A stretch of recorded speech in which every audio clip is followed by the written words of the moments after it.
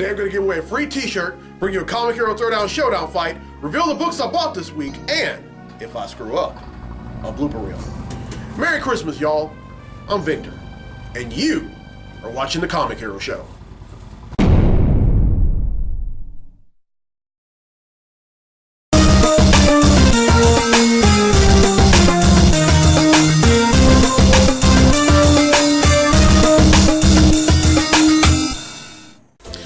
Welcome to this week's edition of the Comic Hero Show. I'm your host, Victor Nunley, and I am the Comic Hero.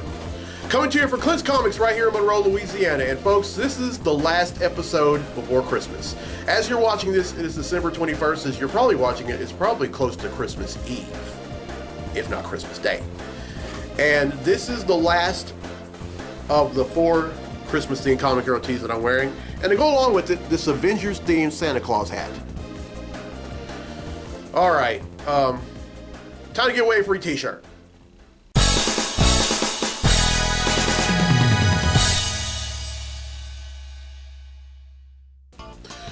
In last week's episode, I asked, who founded the X-Men? Now keep in mind, I'm asking for the character who founded it, not the creators who created it. That would be Stan Lee and Jack Kirby.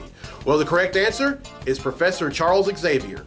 Now, there have been some folks that have answered that. There was one contestant that tried to be very technical and used his full name, which is Charles Francis Xavier. And then there were some folks that even answered Professor X. I accepted all those answers. And 7 people have answered correctly, and because they've answered correctly, they've entered their name in a drawing for a free Comic Hero tee, and that drawing takes place right now. So, the winner of the free tee for this week's episode is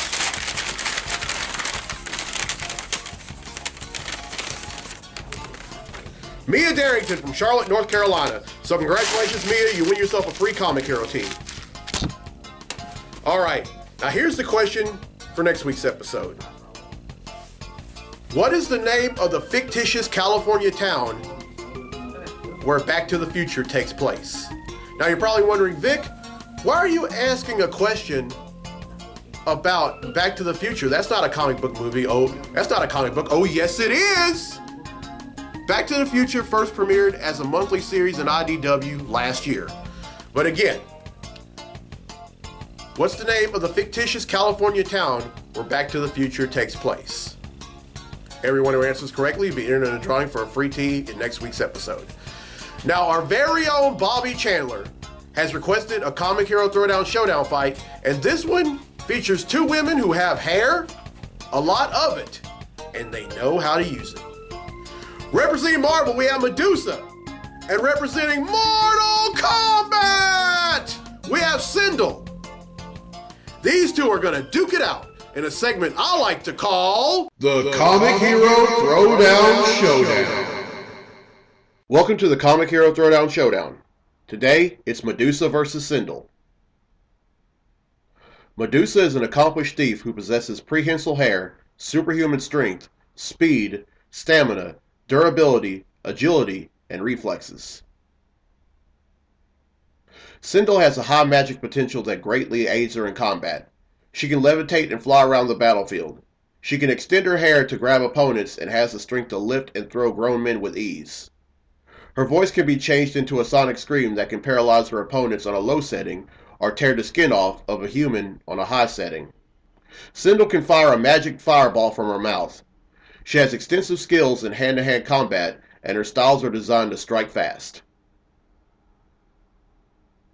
Who will win? Believe it or not, this doesn't start off with them using hair. Medusa attempts to come at Sindel at super speed, but the latter spits a fireball out of her mouth. Medusa ducks the fireball and trips up Sindel with her hair. Sindel then shouts a sonic scream at Medusa, temporarily paralyzing her. Selena then slaps Medusa repeatedly in the face with her hair, but Medusa counters and begins to choke the life out of Sindel with her hair. Helpless and at wit's end, Sindel sucker punches Medusa and burns off 70% of Medusa's hair. Just as Sindel is about to deliver a fatality, Medusa immediately comes to a vertical base. What Sindel doesn't realize is that Medusa's hair isn't just her hair, it defines her. It's who she is. Losing her hair like that could easily cause her to snap, And that's exactly what happens. Medusa attacks Sindel so hard and quickly that the latter can do absolutely nothing to counter. After delivering the final blow, Medusa hears a voice that says, "Finish her." Instead of killing her, Medusa returns the favor and shaves all of Sindel's hair off, leaving her as bald as an eagle. Medusa wins, and that concludes this fight on the Comic Hero Throwdown Showdown. Alright, well, I hope you enjoyed the Comic Hero Throwdown Showdown fight, and if you have a fight request for future episodes, contact info is down there. Alright, let's get to the comics I bought this week. Comic books I bought this week.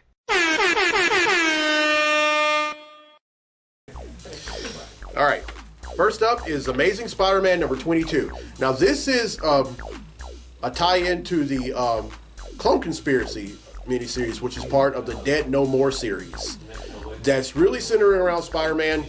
Now, what's happening in this book is that a lot of the folks that Spider-Man had thought had died, like Gwen Stacy, Dr. Octopus, and even Uncle Ben, to say the least, are all brought back to life by some guy. And Spider-Man is trying to figure out what in the world is going on here. Alright, next up, speaking of the Clone Conspiracy, are the first 3 issues of the miniseries, and forgive me folks, I'm trying to find somewhere to sit these down. Alright, and that happens to be the Clone Conspiracy, and I have the Clone Conspiracy number 1.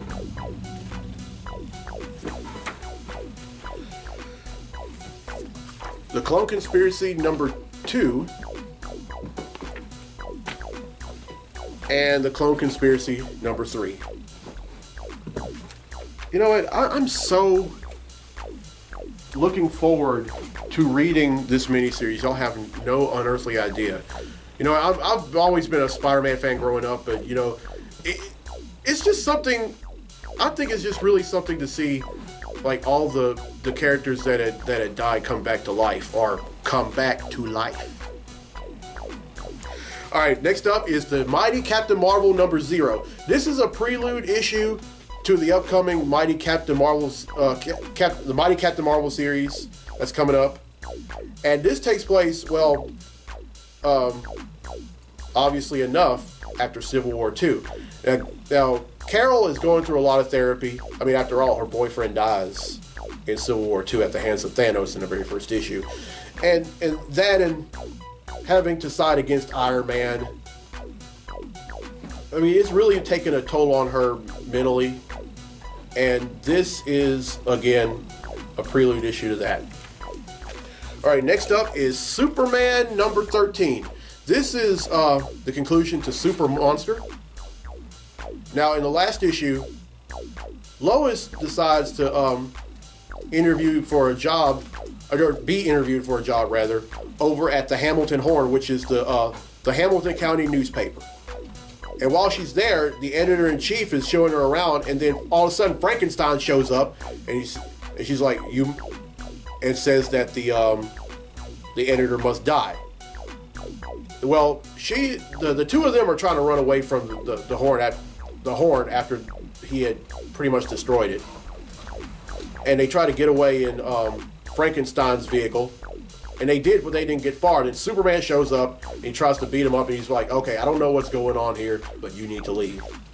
But then he grabs the editor and finds out that the editor isn't exactly who she claims to be. As a matter of fact, she's an alien. And this is the continuation of that. Alright, next up is Faith number 6. Now, in this one, or in the last issue rather, Faith, well, there's this girl rather, who always feels left out, always feels that she's not good enough for anyone.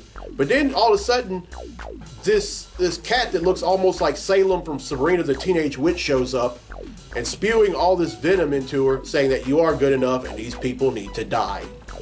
So she ends up getting all these powers to the point where she injures people and leaves them in a catatonic state, and it's up to Fate to find out what's going on. All right, next up is Spider-Man number 9. Now, keep in mind, this is not the Amazing Spider-Man. This is actually Miles Morales, who was the Spider-Man from the Ultimate line of Marvel books before the Ultimate Universe collided with the original Marvel Universe. And he's starting to feel the ramifications of Civil War II. After all, a vision was shown to him via Ulysses of him killing the Steve Rogers Captain America, and Captain Marvel originally wanted him to be arrested, but now I guess judging by this picture, Captain Marvel pretty much sicks the Flash Thompson venom on him. Yikes. All right, next up is Back to the Future number 15. Now this is part 2 of Who is Marty McFly? And Marty is trying to make sense of who he really is. Because, in Back to the Future parts 1, 2, and 3, he goes to about, well, with the exception of his 1985, he goes to 4 different years. He goes to 1955, 2015, an alternate 1985, and then to 1885. And he's having a bit of an identity crisis, and this is the continuation of that. And then finally, Green Lanterns number 13. Now this is a continuation of the miniseries, of the story arc entitled Phantom Lantern, where this guy named Frank Leminski gets a hand on a Phantom Lantern that was forged by a wayward lantern. And he becomes the Phantom Lantern. Now the one thing about being a Phantom Lantern is that you can wield any power from the emotional spectrum, whether it be rage, whether it be avarice. Oh, by the way, avarice is another word for greed. Fear, will, hope, compassion, and even love. And it's up to Simon and Jessica to stop him, but they've been having a hard time doing so. And not only that, the First Lantern, Volthoom, who we all thought died during the First Lantern story arc, comes back and he says, okay, you need to get a hold of this. Look, I guided you to this ring, but you really need to get a hold of it. You need to get a hold of yourself, or else this ring is going to consume you and you're going to die. Did I forget to mention that he also becomes a Black Lantern? Yikes.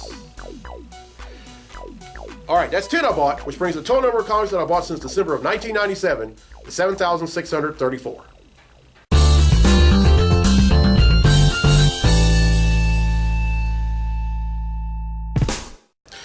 Well, I hope you enjoyed this week's episode. And here's the question of the week for our free tea for next week's episode. What is the name of the fictitious California town where Back to the Future is set in? Everyone who answers correctly will be entered in a drawing for a free tea in next week's episode. And also, congratulations to Mia Darrington from Charlotte, North Carolina, who won a free tea in this week's episode. A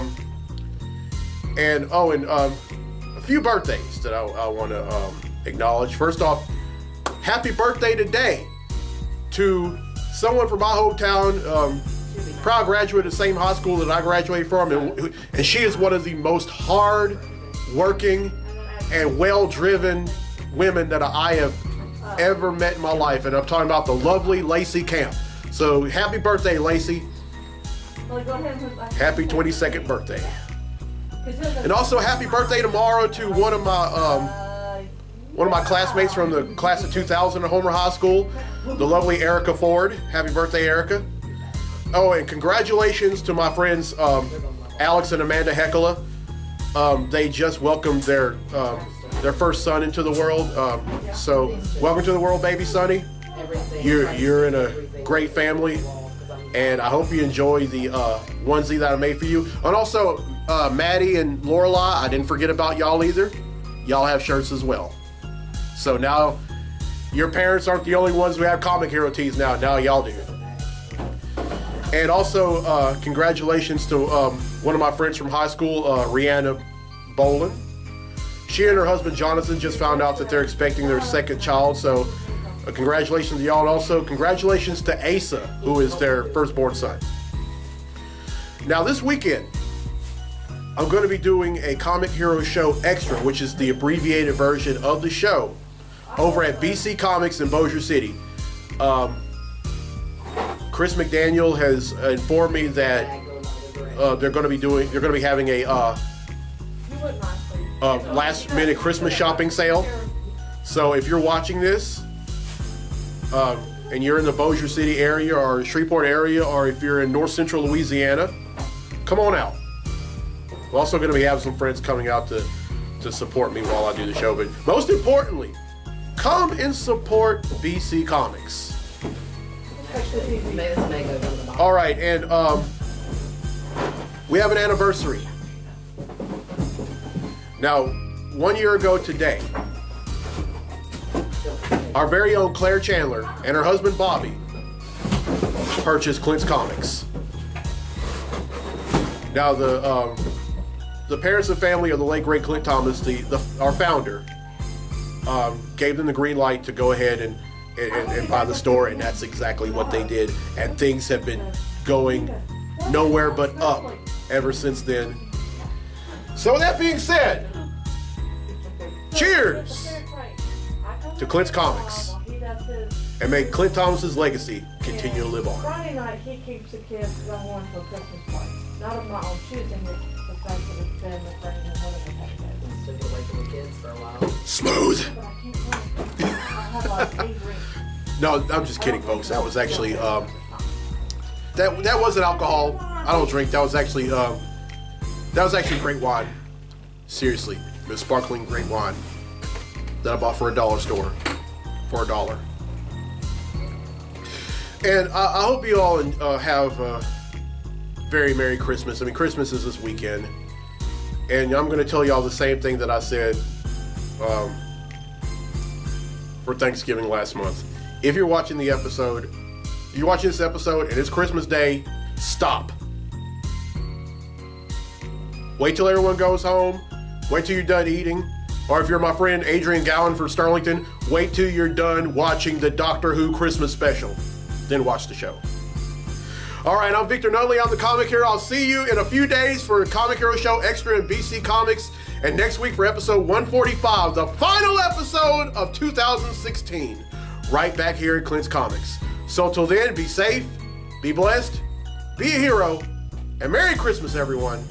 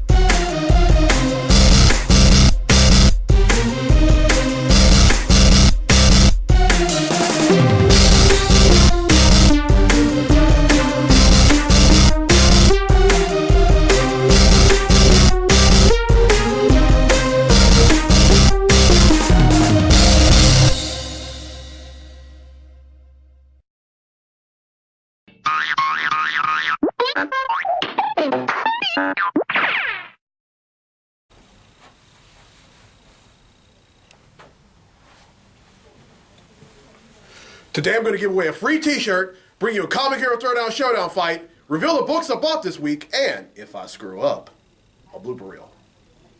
How y'all doing? Forgot to say Merry Christmas.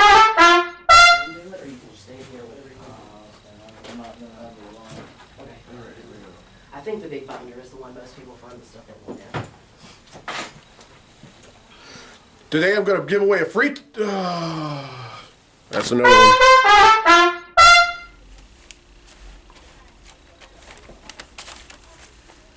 All right, last week's episode, I asked, who founded the X-Men? Now, keep in mind, I'm not talking about who created the X-Men, which would be Stan Lee and Jack Kirby. I'm talking about the character who created the X-Men, who founded it. Dang it!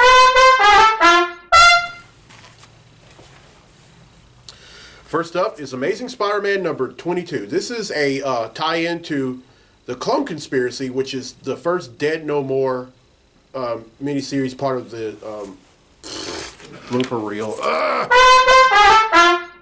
Stuff? Yeah. You have this puzzling look on your All right. face. Dang it.